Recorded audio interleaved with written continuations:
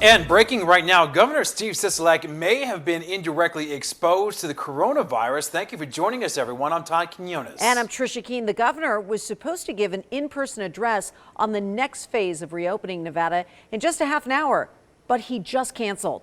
13 Investigates reporter Joe Bartels is live now near Lake Mead and Rainbow. And Joe, what do we know about this situation?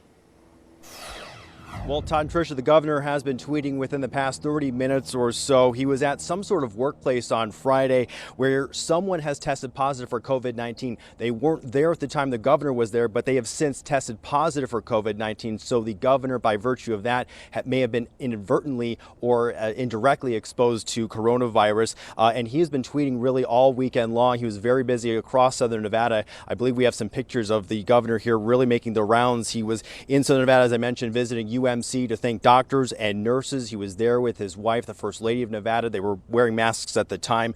Also, the governor visited Metro Police. He was at their dispatch center, Metro Police, MetroCom. That's really the nerve center for the police department. In many of the pictures we saw, folks there were not wearing masks despite the governor wearing masks. The governor also visited Basic High School where volunteers were packing meals for students. He was also in Boulder City for a memorial ceremony for Memorial Day. This all comes, as you mentioned, the governor was set to make a big announcement about phase 2, about reopening Nevada's bread and butter, the gaming industry. The governor's office says he will now instead of a news conference, he'll be releasing some sort of video statement. We're not sure if that's going to be live or if they'll be released at a later time. So, of course, we're following these details as they're happening. And if he does release that video about details about phase 2, the possible reopening of a number of things across Nevada, we'll bring that to you. But we are monitoring it very closely right now. Reporting live, Joe Bartels, 13 Action News. Joe,